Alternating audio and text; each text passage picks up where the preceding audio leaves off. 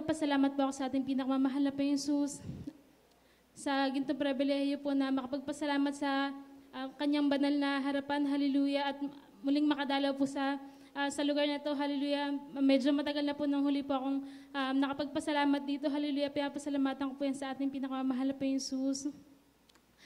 Balikan ko lang po kung paano po kami na-save sa banal na gawain, hallelujah.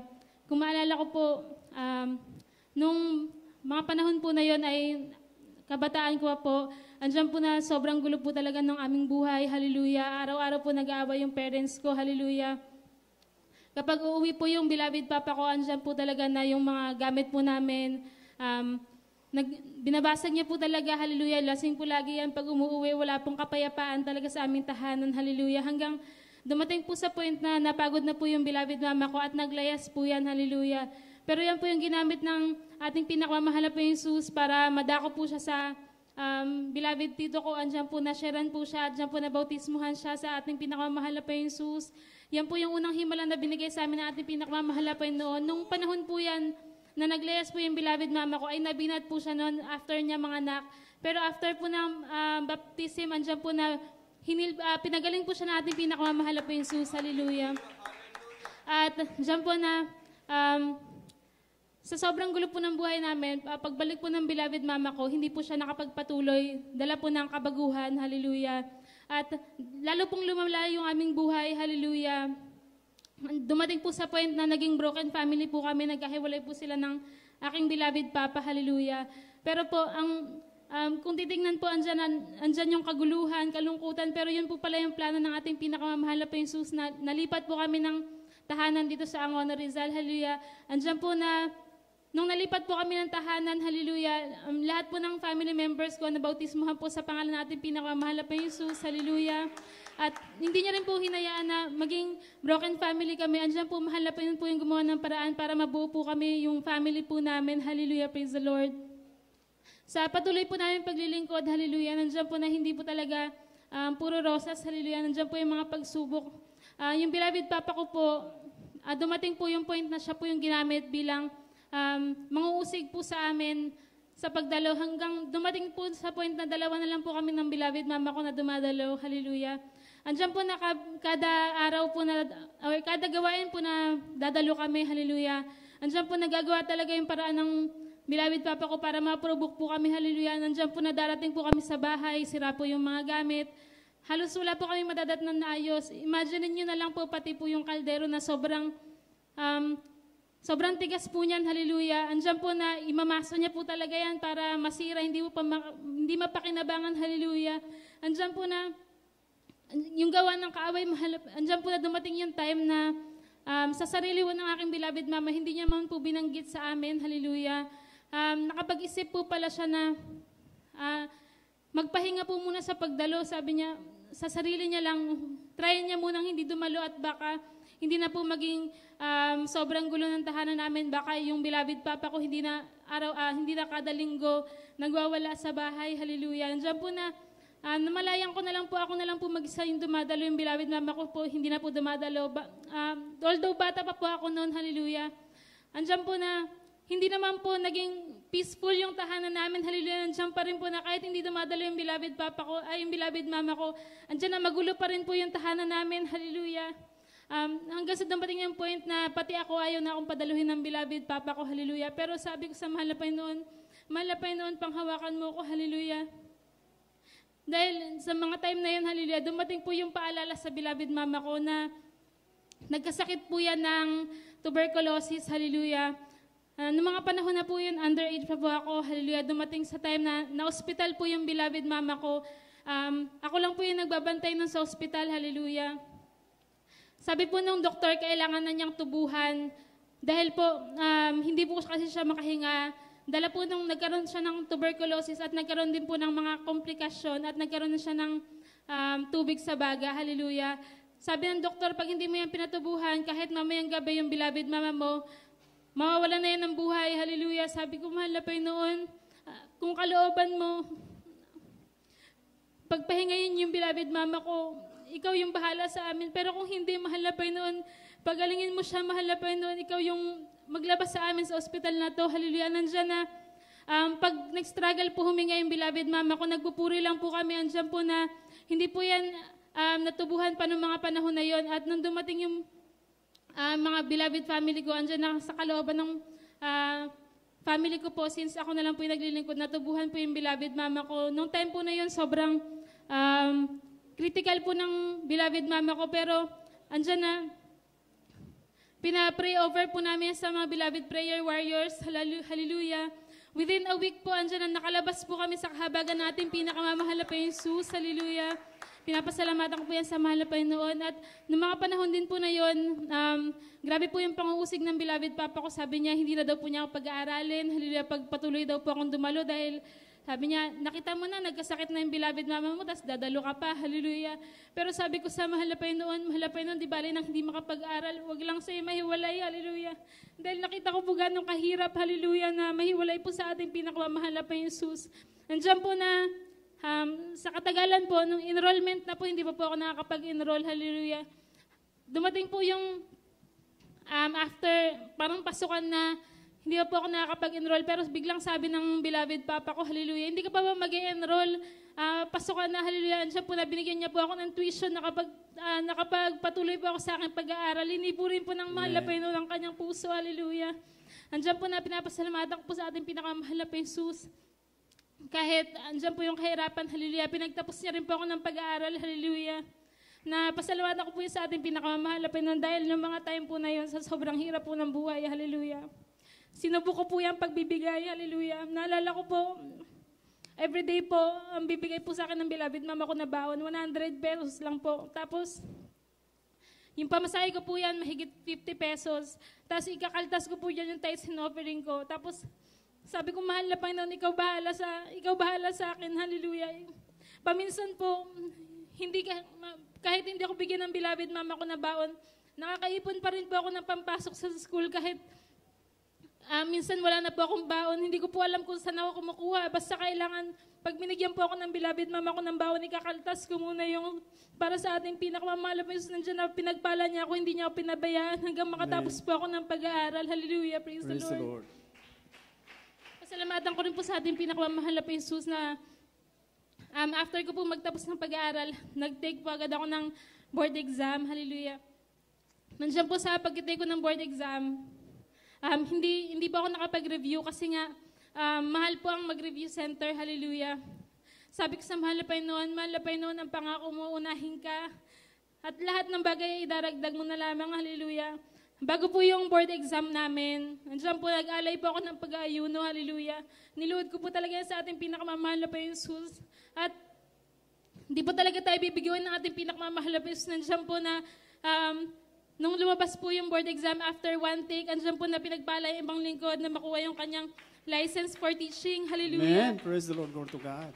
Pasalamatan ko rin po sa ating pinakamamahal na Jesus na kahit po hindi ako nag-review center, yung nakuha ko po na marka sa board exam ay mas mataas pa po sa mga classmates ko nag-review center. Sa kahabagan lang po natin pinakamamahal na Jesus. Pasalamatan ko rin po ang pinakamamahal na Jesus sa pag-iingat po. Hallelujah. Kung alam niyo po yung daanan dyan papunta sa may mahabang parang sa crusher, hallelujah. Andyan po na yung beloved mama ko at mga kasabay po namin mga kapatiran, hallelujah. Naka-tricycle po sila that time. Papunta po rito sa banal na gawain. Andyan po yung gawa ng kaaway, hallelujah. Doon po sa may palusong na pa-curve po na yung daanan dyan sa mahabang parang, tumaob po yung tricycle nila, ang sakay po nila punong-puno po. Nandiyan po yung beloved mama ko, yung sister na sinasabayan po nila at yung kapatid ko po at yung pamangkin ko po that time ay 2 taon pa lamang po, hallelujah. Andiyan po yung pagkapala natin pinakamamahal na Jesus, kahit nag-ilang taob po yung tricycle, lahat po sila ay namagpaglamang at wala pong pinsala sa kanilang lahat, hallelujah. Amen. At yung pamangkin ko po that time, 2 years old lang po, nakita po siya sa may gitna po ng kalsada, hallelujah. Sa kahabagan po, walang ibang dumaan na sasakyan, hallelujah. Nandiyan po na wala pong galo sa kahabagan ng ating pinakamamahal na Jesus. Pasalamatan ko rin po ang ating pinakamamahal na Jesus na nito lamang po, hallelujah, ay sa pagdadalang tao ko po, hallelujah, nandiyan na nung nagpa-check up po ako, hallelujah, sabi po sa akin ng OB, hallelujah, kailangan ko daw pong uminom ng mga pampakapit po dahil sabi sa akin may nakita daw po na bleeding sa akin, hallelujah. At nandyan din po na may nakita din daw po na cyst sa aking uterus, hallelujah. Nandyan po na ang dami pong nireseta sa akin na gamot, hallelujah. May vitamins, may pampakapit, hallelujah. Iba-iba po, hallelujah. Nandyan nung nag-usap po kami ng beloved husband ko, hallelujah. Sabi ko, hindi na natin bibilin yung gamot kasi magtiwala tayo sa ating pinakamamahal na Jesus, hallelujah, sabi niya. Tapos sabi niya po, kung hindi natin bibilin yung gamot, kahit yung mga vitamins, wag na natin yung bilhin. Lahat, 100% iasa natin sa ating pinakamamahal na Jesus. Yung baby na yan, kung para sa atin yan, para sa atin yan, ibibigay ng ating pinakamamahal na Jesus. Malusog, malakas, at normal, hallelujah. Nandiyan po na, pinanghawakan ko po yan, hallelujah. During my pregnancy, lagi pong sinasabi sa akin ng mga kahit ka-work ko na very important daw po na hindi pinagliliban yung vitamins, hallelujah. Andiyan po na, hindi ko po yan pinapansin. Talagang nanampalataya po ako sa ating pinakamahal na Jesus na siya po yung magpapalusog sa beloved baby ko. Andiyan po na dumating yung due date ko, hallelujah. Nag-pass due na po ako ng mga 4 na araw, hallelujah. Tas, regular check-up ko po that time. After po ng regular check-up ko, hindi na po ako pinauwi. Na-admit na po ako sa hospital that time. And dahil may konting na daw po, buka, hallelujah, nandiyan po na 1 cm na po that time. Hindi na po ako pinauwi ng doktor. Hanggang sa nag-start na po akong mag-labor. Pero para daw po mapabilis yung paghilab, andiyan po na tinurukan po ako ng pampahilab, hallelujah, praise the Lord. Nung dumating po yung time na pumutok po yung panubigan, andiyan po na yung panubigan ko po, hallelujah, ay kulay green na po. Sabi ng doktor, hallelujah, nakadumi na daw po yung baby sa sinapupunan ko that time. Tapos, kailangan daw po akong isisaryan, hallelujah. Sabi ko po, kakausapin ko po muna yung beloved loved ones ko na nasa labas, hallelujah. That time, pinahintulutan po ng ating pinakamalapis na masisaryan ako. Andyan na, bigla na po akong dinala sa cesarean at nalaman ko po after ng cesarean na hindi po pala na-inform yung beloved loved ones ko na nasisaryan po ako. Tapos hanggang sa nakapanganak na po ako, pinag-pray ko po sa mahal na Panginoon na yung beloved baby ko po ay safe, hallelujah. Kasi nga po, nakadumi na po siya sa loob ng tiyan ko. Tapos every time po nahihilab yung tiyan ko, kaya hindi ko pa siya na-normal delivery, every time nahihilab yung tiyan ko, bumabagsak po yung heartbeat niya. Kaya sabi po ng doktor, baka hindi kayanin. Hallelujah. Andiyan po talaga na yung beloved baby ko po, kahit nakadumi na po yan sa tiyan ko, paglabas po niyan, hindi po yan nag-antibiotics, hallelujah. Paglabas po niyan, normal, hallelujah. Walang kahit anong sakit, hindi po yan nakakain ng kanyang dumi, hallelujah. Pinapasalamatan ko po yan sa ating pinakamahal na Jesus. Pasalamatan ko rin po yung beloved mama ko po, hallelujah. Ngayon po, hallelujah, ginagamit na rin po siya bilang isang adult square, hallelujah, praise the Lord, na andyan po na binibigyan po siya patuloy na kalakasan ng ating pinakamahal na Jesus, hallelujah. Alalahanin ko rin po, hallelujah, sa pag-iingat po sa aking beloved mama. Nung pandemic time po, dumating po yung panahon na bigla po siyang nagkaroon ng hindi ko po alam kung nagkaroon po siya ng attack that time kasi ang nakita ko po, nakaupo lang po siya sa kama namin tapos bigla po siyang bumahing.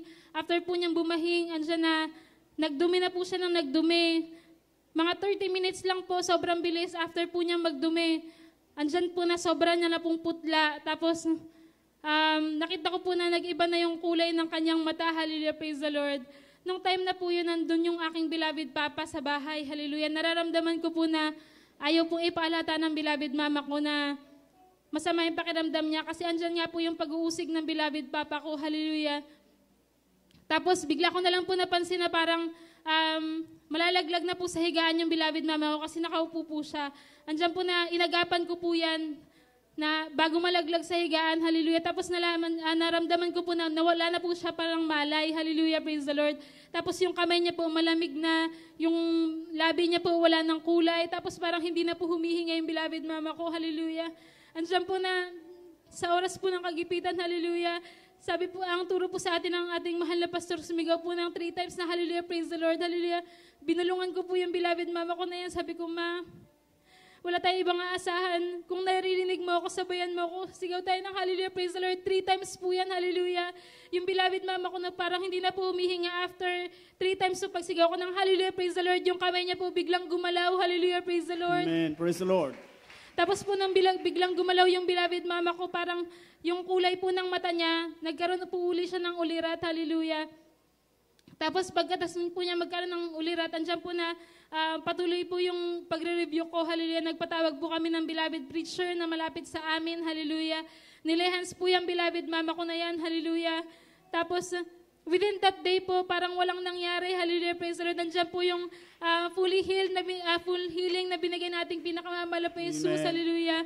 At during that time po, all that time, hallelujah, nandiyan po yung beloved papa ko na nakatingin lang po kung paano pinagaling ng ating pinakamamahala po Jesus, yung beloved mama ko, hallelujah. Amen. Praise the Lord. Na andyan po, pinakita po talaga ng ating pinakamamahala po Jesus kung gaano po siya kamakapangyarihan, hallelujah. Amen. Pinapasalamatan ko po rin sa ating pinakamamahala po Jesus at karagdagang pasalamat na rin po, hallelujah, na yung dalawang kapatid ko po na mas nakababata sa akin ay nakagraduate na rin po ng sabay sa kanya-kanya nilang course. Praise the Hallelujah, Lord. praise the Lord. Pinapasalamatan ko po yan sa ating pinakamahal po Jesus. At marami pa pong dapat pasalamatan, ngunit kulang po ang ating oras. Minsan pa pinapasalamatan ko po lahat ng pagpapalang pisikal, pinansyal, material, at higit sa lahat ng mga pagpapalang spiritual. Hallelujah, praise the Lord. At ang lahat ng kapurihan, kapasalamatan, pagdadakila ay tanging sa ating pinakamamahal na